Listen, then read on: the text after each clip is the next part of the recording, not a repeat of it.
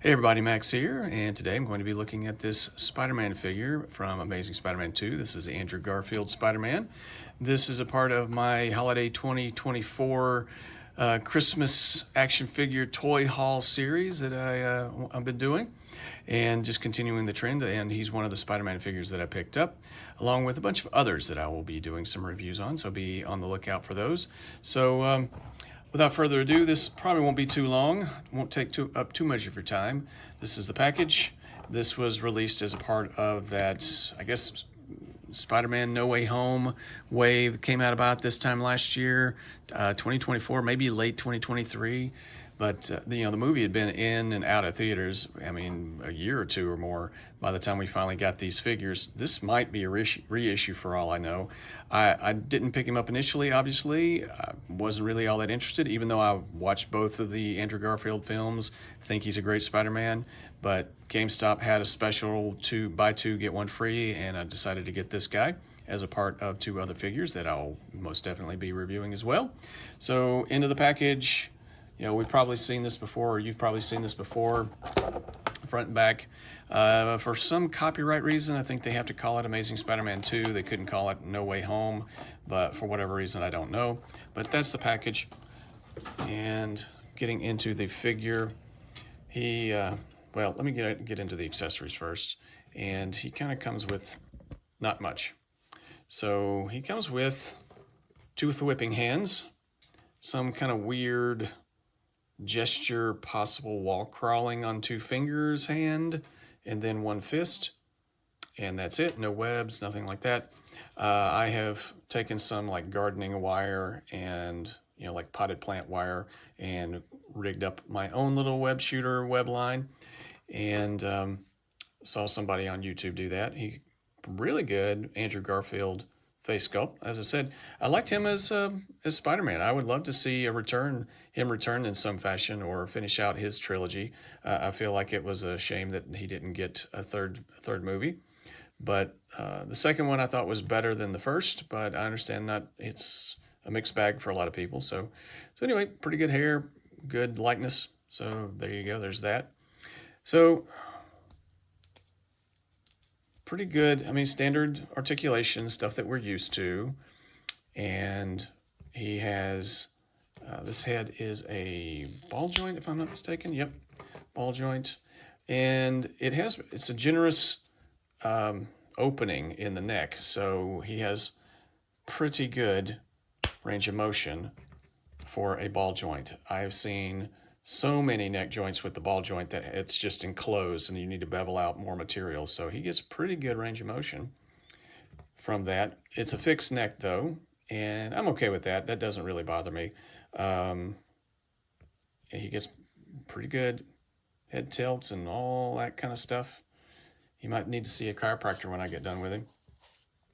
He has butterfly joints and pretty good forward. He could go back a little better, I think. So I may take the arms out and see if those pegs need to be snipped.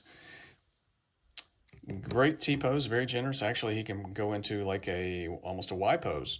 So, and then all the way around like we're used to. Bicep swivel, bicep swivel. He is pinless.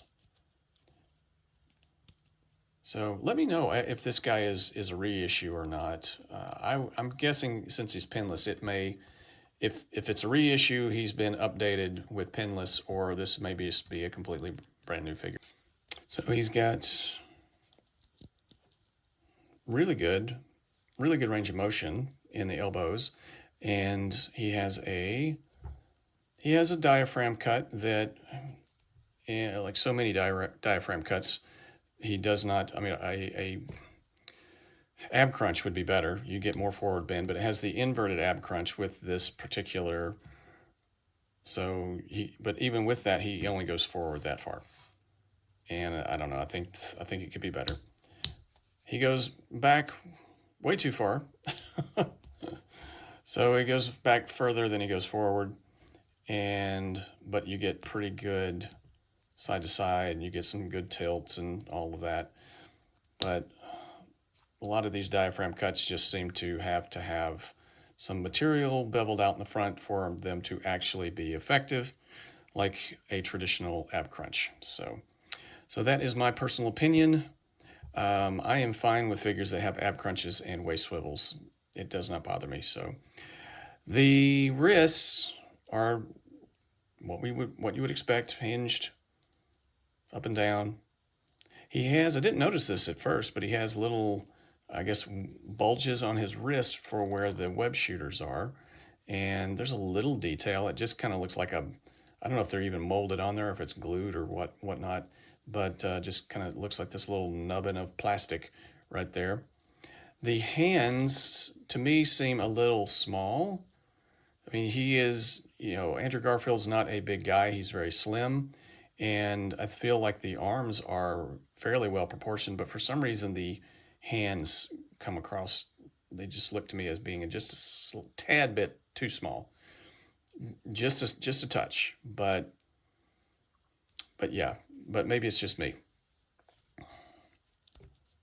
So splits, he gets that many splits that far, goes that far out. He does have, actually, I thought he did not have a drop down hip, but he does have drop down hips. And so he kicks out that far with the drop down hip. And you have the thigh swivel and pinless knees. And he kicks back that far.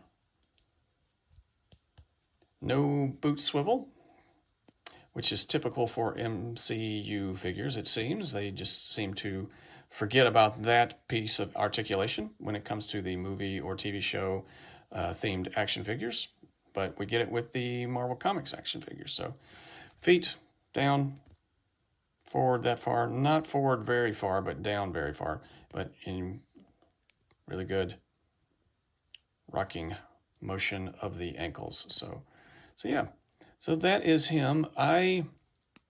Part of the reason why I decided to get this guy, not just because there was a special, was I just it kind of grew on me that his costume is darker and there's a bit more texture to it. There's texture to the legs and the arms, the blue portions. The web lines are very well painted. And I've kind of been dogging on Hasbro and the Marvel Legends line for their poor paint job. But this one turned out really well. The design of the suit, and this is, the way the spider legs come down, it crosses over with these web lines, and so it just kind of it's not bleeding together, but it doesn't look good in the sense from like a design sense. It doesn't, but it doesn't, there's no bleed through. I guess what I'm trying to say is that they got the paint right, and it's very detailed and very tight on that. It has the potential, because of the way these legs come down and cross here on the lower abdomen, that could have just been a big black splotch right there. But to me, maybe there is a little bleed over, but it's nothing to complain about. On a whole, I think they did the best job, considering that particular spider emblem I don't care for a whole lot. I don't mind it being a little bigger, but the legs are just too dang long. But on a whole, I liked it because of the darker red and the darker blue, and the texture and the paint on the web lines look really good, and as well as the paint on this big honking spider on the back. So that was kind of the main draw for me, and I like this particular head sculpt. These eyes are kind of the Mark Bagley era Spider-Man, and from both Amazing Spider-Man and Ultimate Spider-Man, and those are kind of my favorite. So it kind of captures that. And so that's the Andrew Garfield. I have the Final Swing Tom Holland, just for some comparison, the lighter tones. And I don't know. I mean, I know Tom Holland is obviously shorter than Andrew Garfield, but I would think that Andrew Garfield is maybe just a little bit taller. Maybe I'm wrong, but he just has always struck me as being much, much taller. So, but on a whole, this scale is pretty good. And this is a great figure too. I got him initially. This was the one I was looking forward when that wave came out. But, and I don't know if you can see it, but yeah, his arms are just a tiny bit bigger, a little more musculature and his hands are a little bit bigger. So that's interesting. But on a whole, I think they captured the scale of both the actors. I like this figure quite a bit, but I can't help but look at his head and think basketball. It looks like a basketball to me that we used to play in high school, that we would use in high school. So yeah, just that's the only thing. It's more of an orangish red. You can definitely see more orange in the in that color. So what's supposed to be red is kind of orange, but maybe that's exactly what it. Maybe that's accurate. But at any rate, this was a review of the Andrew Garfield figure, not the Tom Holland figure. But on a whole, I give this guy a warp factor of, I'm going to give him an 8.5. I don't really have much to complain about. Other than, poor lack of accessories, but if you kind of, if you want to, depending on how you do the math, I got him for free, or maybe $15. So either way, I basically spent about $15 for him, and I think that's a pretty good deal for this figure. And I'm glad to have him in my Spider-Man collection. And let me know what you think. Did you pick him up initially? Did you take advantage of the GameStop sale, those special that they had online? And like I did, because I picked up quite a few things. And like I said, I really enjoy this guy. I hope you do too. I hope you get a good one with some really good paint. Let me know what you think. Warp factor of 8.5. And I will talk to you guys next time. Take care.